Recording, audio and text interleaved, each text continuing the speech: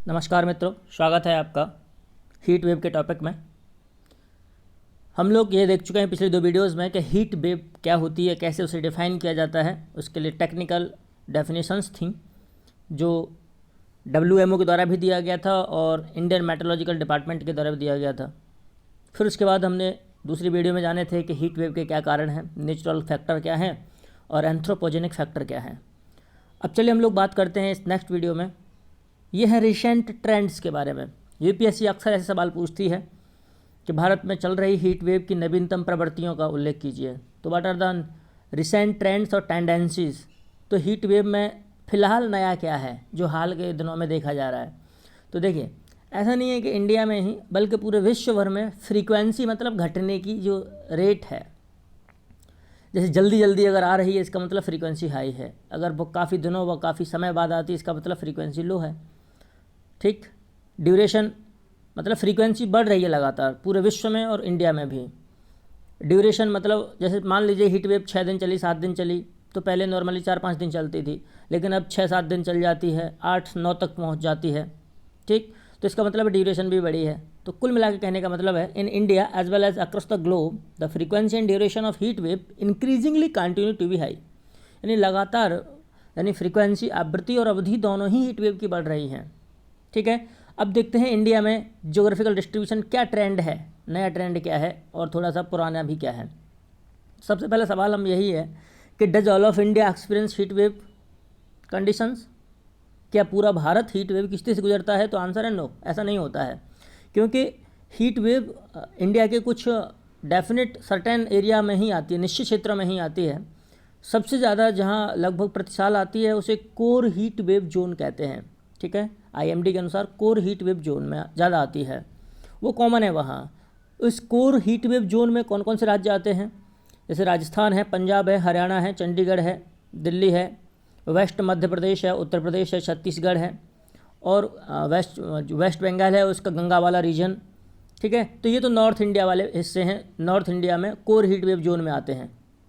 जबकि उड़ीसा है, महाराष्ट्र का विदर्भ है और तटीय आंध्र प्रदेश, तेलंगाना है, ये सदर्न और सेंट्रल इंडिया में आते हैं जो कोर हीट वेव के जोन हैं, कोर हीट वेव के अंतर्गत आते हैं, कोर हीट वेव जोन के अंतर्गत आते हैं। ठीक है, लेकिन अब क्या हुआ है कि the regions in the extreme north, north east and south western India are lesser prone to heat waves. यानी कहने का मतलब यह है कि भारत के अत्यधिक उत्तरी क्षेत्र जैसे कि उत्तराखंड है, हिमाचल प्रदेश है या जम्मू कश्मीर लद्दाख वाला है, नॉर्थ ईस्ट यानी कि वो जो नॉर्थ ईस्ट वाला रीजन है अपना, और सदर्न वेस्ट यानी एकदम दक्षिण पश्चिम यानी केरल वाला रीजन है, केरल कर्नाटक।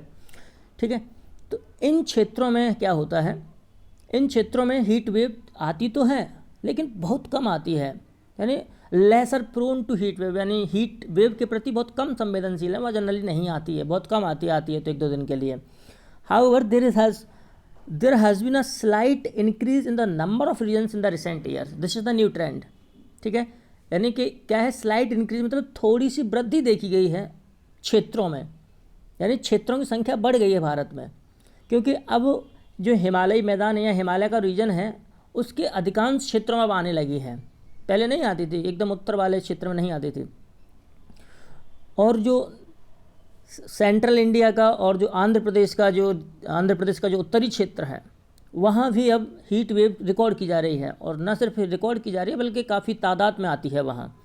ठीक, तो अब एक हीट वेव कितने लंबे समय तक चल सकती है, यानी how long can a heat wave spell last. Heat wave spell का मतलब समझते हैं, हीट वेव स्पेल का मतलब होता है कि हीट वेव की अवधि समझ लीजिए। ठीक है, तो a heat wave spell generally last for a minimum of 4 days, न्यूनतम 4 दिनों के लिए आती है हीट वेव। ठीक है, लेकिन कुछ स्थितियाँ ऐसी हो सकती हैं जब ये 7 से 10 दिन तक भी जा सकती है। The longest recorded heat wave spell in recent year was between 18 to 13 मई 2015, यानी 2015 में 18 से 31 मई के बीच अभी तक की जो हाल ही में जो रिकॉर्ड है रिसेंट टाइम में अगर बात करें तो उसमें 2015 में 18 से 31 मई के बीच जो हीट वेव चली थी वो सबसे ज़्यादा लंबी बोली जा सकती है, क्योंकि 18 से 31 मई कुल मिलाकर के 13-14 दिन हो गए। This spell had severely affected parts of West Bengal along the Odisha, Andhra Pradesh and Telangana. ठीक है, सबसे ज़्यादा दिक्कत अगर हम इन चारों राज्यों में से बात करें, वेस्ट बंगाल, उड़ीसा, आंध्र प्रदेश, तेलंगाना में से, तो सबसे ज़्यादा आंध्र प्रदेश में दिक्कत हुई थी। आंध्र प्रदेश में दिक्कत क्यों हुई थी? आंध्र प्रदेश एकदम तटीय क्षेत्र है, उड़ीसा भी है, ठीक है, लेकिन उड़ीसा आंध्र प्रदेश से थोड़ा ऊपर है, उत्तर में आ जाता है। आंध्र प्रदेश में स्पेशली दिक्कत हुई थी और उस दौरान कम से कम मतलब एक झटके में 48 लोग मर गए थे आंध्र प्रदेश में। ऐसा इसलिए क्योंकि हीट वेव अगर जनरली क्या है कि अगर नॉर्मल हीट है, मतलब नॉर्मल हीट तो नहीं बोल सकते, लेकिन सिंपल अगर हीट ही है, केवल हीट है, तो केवल हीट उतनी परेशान करने वाली नहीं होती। अगर उसमें ह्यूमिडिटी भी अगर आ गई, आर्द्रता भी आ गई, तो फिर लोग मरने की स्थिति में पहुंच जाते हैं। जैसे मैंने पहले वीडियो में बताया था कि केवल हीट उतनी हानिकारक नहीं है, लेकिन यदि उस हीट में ह्यूमिडिटी भी ज़्यादा है, आर्द्रता की मात्रा भी ज़्यादा है, तब वो ज़्यादा हानिकारक होती है। तो 2015 की जो हीट वेव थी इंडिया में, वो काफ़ी वर्स्ट हीट वेव कही जाए, सबसे खराब तो है ही है वो खैर हीट वेव, लेकिन बहुत बुरी स्थिति कही जा सकती है।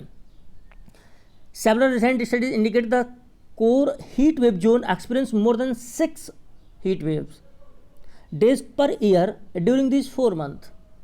और अभी हाल ही में जो नवीनतम अध्ययन है वो ये बताते हैं कि जो कोर हीट वेव जोन है ना, यानी CHZ, ये जो कोर हीट वेव जोन है, ये जनरली लगभग 6 दिन या 6 दिन से अधिक समय तक की हीट वेव इन 4 महीनों में, यानी अप्रैल, मई, जून, जुलाई, ठीक है, इन 4 महीनों में रिकॉर्ड कर लेता है। मतलब कम से कम 6 दिन तो आती ही आती है, कभी कभी 2-2 बार भी आ जाती हैं। Many place in the north west and sighting along north southern eastern coast report high heat wave days per season. जो उत्तरी पश्चिमी क्षेत्र है भारत का, मतलब राजस्थान वाला है, गुजरात वाला है, हरियाणा है, ठीक है, पश्चिमी उत्तर प्रदेश है, जो नॉर्थ वेस्ट वाला रीजन है इंडिया का, ठीक है, और जो दक्षिणी पूर्वी तटीय क्षेत्र हैं, वहाँ हीट वेव के दिनों की संख्या और भी बढ़ जाती है, क्योंकि इधर राजस्थान और हरियाणा की तरफ तो थार डेजर्ट, थार मरुस्थल की वजह से हीट बहुत ज़्यादा होती है। और जो दक्षिण पूर्वी क्षेत्र है, मतलब वही तमिलनाडु, आंध्र प्रदेश के और उड़ीसा वाला रीजन, वहाँ टेम्परेचर तो ज़्यादा रहता ही है, क्योंकि भूमध्य रेखा के नज़दीक रहते हैं, बहुत ज़्यादा दूर नहीं है, 20 डिग्री पे हैं शायद, ठीक है, 20 डिग्री उत्तरी अक्षांश पर है, और वहाँ ह्यूमिडिटी भी हाई रहती है, तो लंबे समय तक वहाँ ऐसे भी चलता रहता है। अब इसके मानव स्वास्थ्य पर क्या प्रभाव पड़ेंगे, तो हम लोग बाकी इसके प्रभाव काफ़ी होंगे, आप खुद से आप अनुमान लगा सकते हैं। आप इतना समझने की क्षमता जरूर रखें कि आप इतना समझ सकें कि एनवायरनमेंट पर इसके क्या इम्पैक्ट होंगे, फसलों के उत्पादन पर क्या इम्पैक्ट होंगे, महासागरों पर क्या होंगे, लैंड पर क्या होंगे, और स्नो मेल्टिंग पर क्या होंगे, ग्लोबल वार्मिंग पर क्या इम्पैक्ट होंगे। इतने इम्पैक्ट आप अपने दिमाग में हमेशा रखें, क्योंकि ये कॉमन इम्पैक्ट होते हैं, कॉमन प्रभाव होते हैं, जो आपको पता होना चाहिए, ठीक है। हम जो स्पेशली जो देख रहे हैं वो इम्पैक्ट ऑन ह्यूमन हेल्थ, यानी कि मानव की स्वास्थ्य पर क्या प्रभाव पड़ने वाला है। देखो, मानव स्वास्थ्य पर जब हीट वेव का इम्पैक्ट पड़ता है या प्रभाव पड़ता है, तो जनरली जो प्रोसेस होती हैं उसमें तो डिहाइड्रेशन की होती है, यानी निर्जलीकरण की अवस्था आ जाती है, आपकी बॉडी में पानी कम होने लगता है, हीट क्रैम्प्स क्रिएट हो जाते हैं, आपको हीट एग्जॉशन यानी हीट के कारण थकान होने लगती है, ठीक, हीट स्ट्रोक, आपको मतलब दौरे जैसी स्थिति आ सकती है। वो कौन कौन सी स्थिति हैं जनरली ऊपर जो बताई गई हैं, हम इनके बारे में बात करते हैं। हीट क्रैम्प्स क्या होते हैं? हीट क्रैम्प्स क्या है? एक oedema and syncope generally accompanied by fever below 39 degree Celsius, that is 102 degree Fahrenheit. यानी कहने का मतलब यह है कि आपकी जो त्वचा है, त्वचा सूज जाती है, स्वेलिंग आ जाती है, या फिर मुरझा जाती है, और ऐसी स्थिति में जब आपको हीट क्रैम्प की स्थिति फील करते हैं आप, तो आपको बुखार भी रहता है, ठीक है। हीट एग्जॉशन मतलब ऊष्मा से जो थकान होती है, हम लोग को कहते हैं ना, धूप में चल के आता, बहुत धूप में खड़े रहो तब भी थक जाओगे, तो फैटिग हुई, ठीक है, तो फैटिग जो हुई, तो फैटिग भी थकान होती, वीकनेस, कमजोरी, डिजीनेस, जी मचला रहा है आपका, हेड एक, सर दर्द हो रहा है, नौजिया, मन नहीं लग रहा है, वोमिटिंग, उल्टी हो रही हैं, मसल क्रैम्प्स यानी आपकी जो मांसपेशियां हैं उनमें कुछ दरार आ गई हैं, दर्द हो रहा है, बहुत ज़्यादा स्वेटिंग हो रही है, आपको पसीना बहुत आ रहा है, ठीक है, तो ऐसी स्थिति आ जाती है। हीट स्ट्रोक, ठीक है, तो हीट स्ट्रोक से क्या होगा? जब बॉडी का टेम्परेचर जब 40 डिग्री सेल्सियस यानी मोर देन 10 डिग्री फ़ारेनहाइट और इससे अधिक हो जाता है, या इतना या इससे अधिक हो जाता है, तो फिर आपको बहुत बड़ी प्रॉब्लम झेलनी पड़ सकती है, आप कोमा तक जा सकते हैं, ठीक है। और कभी अगर हीट स्ट्रोक और अगर